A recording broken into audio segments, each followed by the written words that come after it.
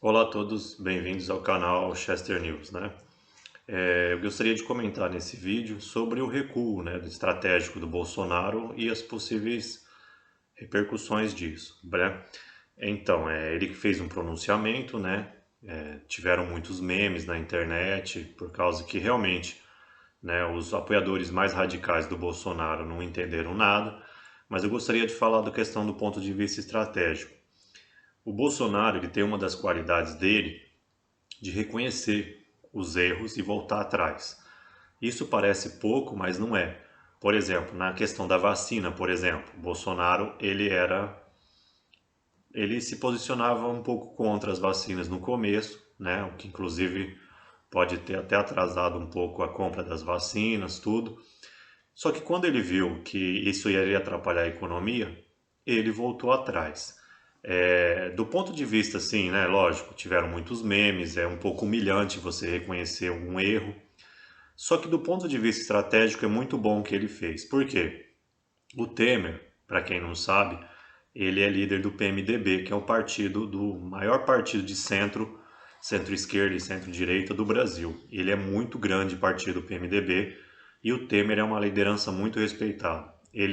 O Temer, além de vice-presidente, ele é um professor de constitucional muito importante, foi muito importante na questão da Constituição de 88. Então, o Temer ele é um fator de estabilidade muito grande. Ele serviu de ponte entre o Alexandre de Moraes e o Bolsonaro, porque o Alexandre de Moraes já tiveram ligações no estado de São Paulo, né? O Temer já tiveram vários cargos e ele serviu aí como um mediador aí desse conflito entre os poderes. Eu particularmente acho isso bom, né, o Bolsonaro ter voltado atrás. Os apoiadores radicais não gostam, mas eu vou explicar por que isso é importante. Mesmo que o Bolsonaro tenha que tomar medidas mais radicais, ele dar um passo atrás estratégico é muito importante. Por quê? Porque se o Barroso e o Moraes, depois desse pedido de desculpa, que foi humilhante do ponto de vista da imagem do presidente, se eles continuarem esticando a corda, o Bolsonaro meio que se humilhou e jogou a bola agora para o Moraes, para o Barroso e para o Congresso. Então, assim, se continuar a crise entre os poderes depois desse gesto que o Bolsonaro tentou fazer com o Temer como um mediador, aí a crise passa para um outro patamar. Por quê? A mídia acusava o Bolsonaro de esticar a corda ao máximo. O Bolsonaro, mesmo fortalecido com o 7 de setembro, decidiu fazer um recuo estratégico.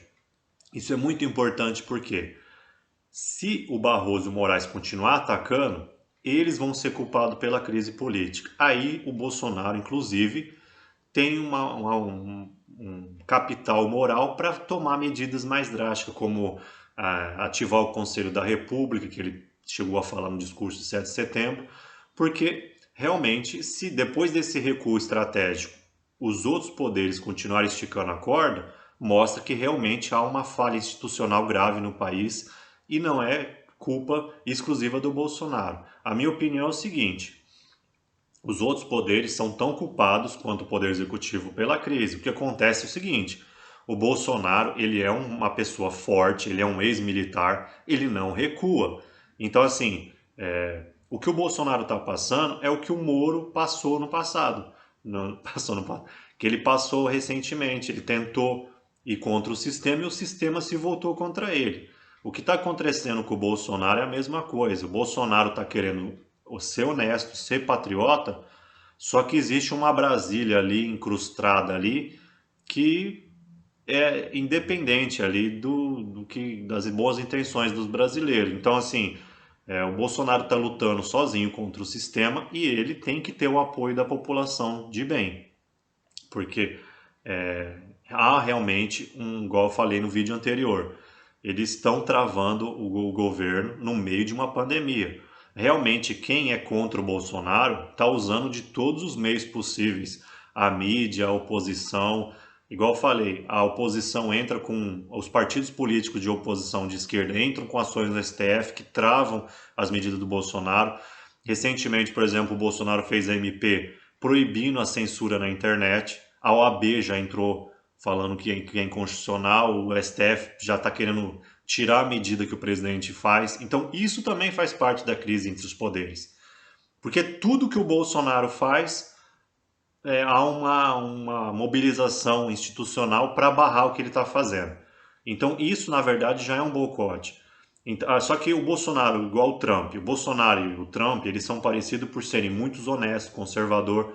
Então, eles reagem ali com muita ênfase na defesa do que eles acreditam. E aí os outros poderes atacam o poder executivo Bolsonaro, só que só ele reage de forma enérgica. E aí fica parecendo que ele que está causando a instabilidade, quando na verdade ele está revoltado se defendendo dos ataques. Então assim, em relação ao recuo estratégico, eu acho muito importante porque ele jogou a batata quente para os outros poderes. Se o Alexandre de Moraes e o Barroso continuarem a crise institucional, inclusive isso legitima o Bolsonaro tomar medidas mais radicais, como fazer a intervenção militar constitucional do artigo 142.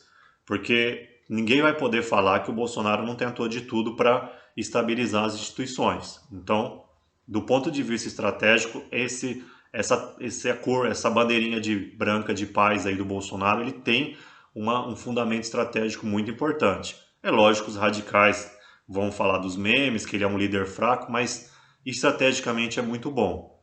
Porque é aquilo que eu falei e vou reiterar. Se os outros continuarem esticando a corda, principalmente o Moraes e o Barroso, vai dar o capital moral para o Bolsonaro agir um pouco mais radicalmente, como defendem os bolsonaristas mais radicais. Eu não defendo isso, mas talvez, né, se continuar a crise institucional, alguma coisa tem que ser feita, porque o Brasil não pode ficar no meio de uma pandemia à deriva, porque aí é caos, é anarquia e ninguém quer isso. E é isso, bem-vindo ao canal Chester News, um abraço a todos.